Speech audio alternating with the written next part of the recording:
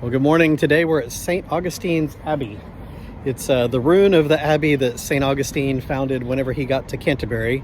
He was given this land by Ethelbert to build a church after Ethelbert's conversion. So we're going to check this out. To find the abbey, go just to the east of Canterbury Cathedral. It's operated by English Heritage, open 10 to 4 most days. And English Heritage has a membership that might be worth it if you're seeing multiple sites. In April, English Heritage was running a 25% discount, so we got a couples membership for £90. It saved us about £25 a person going to Dover Castle and about £11 per person at St. Augustine's. All right, let's go in. The Visitors Center has a helpful museum detailing St. Augustine's journey, the building of the abbey, and a facelift during the Norman era, and finally falling into ruin after destruction by Henry VIII. After the breakdown of Roman control in the 5th century, England fell backward into a rural tribal society, victim to frequent raids, migration, and conflicts. With an influx of new people, the Christianity introduced by the Romans was largely replaced by pagan beliefs. Into this world in 595, St. Augustine was sent. Daunted by the task, he had second thoughts. Pope Gregory reminded him with these words, "My dearly beloved sons, it would have been better not to have undertaken a noble task than to turn back deliberately from what you have begun. So it is right that you should carry out with all diligence this good work which you have begun with the help of the Lord." A slight nudging and promotion to the status of abbot sent St. Augustine on his way. In 597, St. Augustine landed on the no longer island of Thanet, smartly at the closest golf course, and soon after had a wildly successful encounter with the King and Queen of Kent. Ethelbert became a Christian and donated land inside Canterbury for a church, Canterbury Cathedral, and land outside the city walls for an abbey. Our next Ren Fair costumes. Ethelbert and Bertha. Oh, is that there? Oh, their garb. Oh, look, and here's some people doing it. Yes, by the statues. He looks just like him. Okay, they have these handy audio guides here, so I've got one on. I'm going to go check out the outdoors now. These ruins, but you're standing on the site of what the abbey founded here today. We'll see ruins from many different periods of the abbey's dramatic history, including Handy information boards and audio guides lead you through the complex ages and layers of the abbey. The original layout of the abbey was very hodgepodge, kind of buildings all over everywhere. And so after the Norman conquest in 1100, the church grounds, or at least the church, was rebuilt into more of a Norman style, orderly, instead of the hodgepodge that was there before. Okay, I'm standing at what would have been the entry door to the nave, and I can look straight down the church, which would have been a grand nave of the Norman church that would have been here. And you can see like the columns on both sides with the outlines, and then the choir would have been way down at the other end there. This is the wall of one side of the church, but there's red brick up at the top, and that was actually added by Henry VIII in the 1500s whenever this was turned into kind of a palace. The remains of the original abbey are still on the ground here. They're kind of carved out, and it's much, much smaller.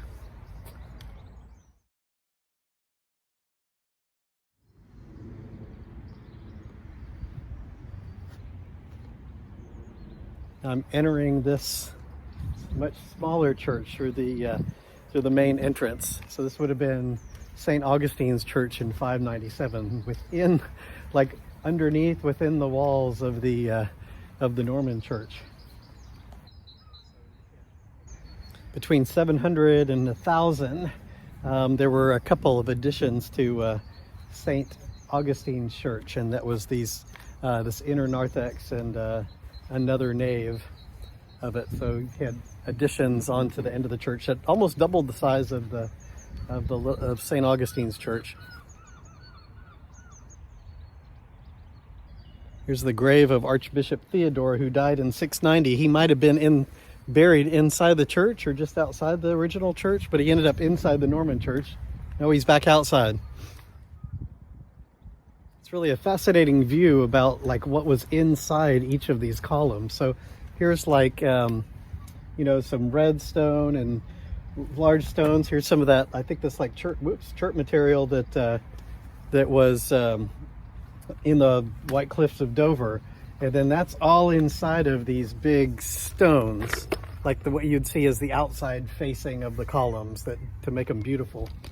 This round section is Abbot Wulfric II's rotunda to link the old St Augustine's church with the new church, St Mary's, that had built in the 700s. So this connected them together with a large round rotunda. I've removed my jacket. It's such a beautiful warm day here in Canterbury. Now I'm standing in front of the crypt. This would have been the crypt of the Norman church. And so when they destroyed the Anglo-Saxon churches and replaced them with this large Norman church, they had to move all the bones of the saints. And so that happened in a service called translation. And it was done very carefully, but this would have been covered over the top.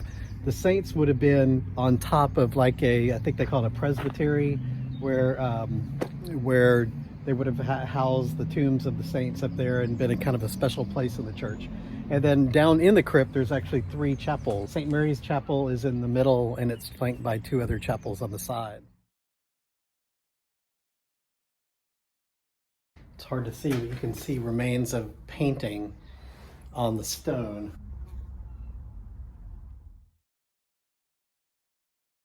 You can see Canterbury Cathedral peeking up over the ruined walls of St Augustine's church. Said in the cloister that would have been lined with like writing desks and places for the monks to study. The monks' chapter house entrance would have been just right over here, but now you can see there's a nice vehicle and it's a soccer pitch.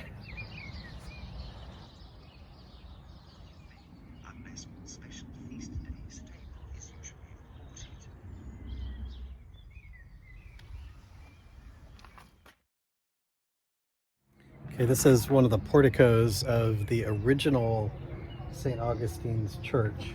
So this would have dated back to the original church here. It's these red brick walls right here. So there's 3 other bishops buried here. It's Lawrence Mellitus and Justus 619 and 624 and 634. Okay, I'm standing on the spot where St. Augustine would have originally been buried inside the original Anglo-Saxon church. The Campanile mound. I'm guessing there were bells or a bell tower up on top of there, maybe? It is a little bit crazy. Both of these churches would have been around at the same time. There's Canterbury Cathedral there, and then this would have been St. Augustine's just right next to it. I mean, within like, I don't know, 1/10 of a mile, 2/10 of a mile of each other.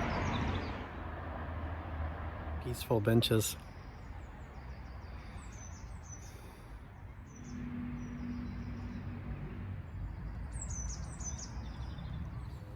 Remains of another chapel.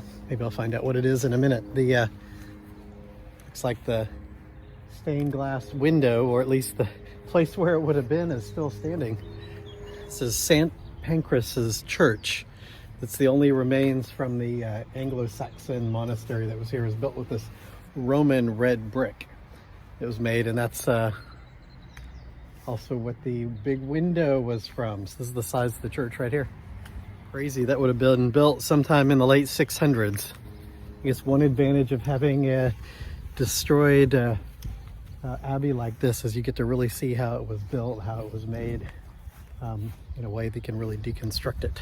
900 years of growth came to an end in 1538, after Henry VIII broke ties with the Pope and declared himself head of the church. St. Augustine's Abbey was doomed, along with over 800 monastic houses across England. It was converted to a palace, passed among various nobles, and buried by a Tredescant garden. An earthquake toppled parts of Ethelbert Tower that crushed the palace. The abbey became a beautiful ruin of artists and romantics until it was saved in 1844 by Alexander Beresford Hope, leading to the rediscovery of the original church in 1921. The ruins of St. Augustine's Abbey. Very cool. I would go see that.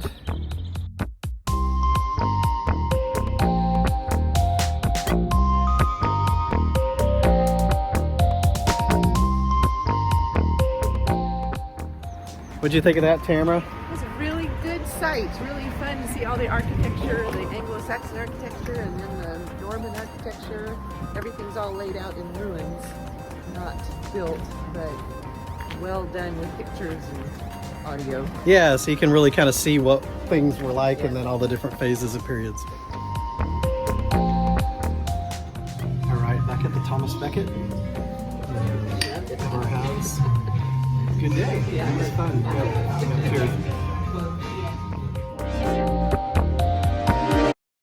If you like this video, press the like button and subscribe. One take!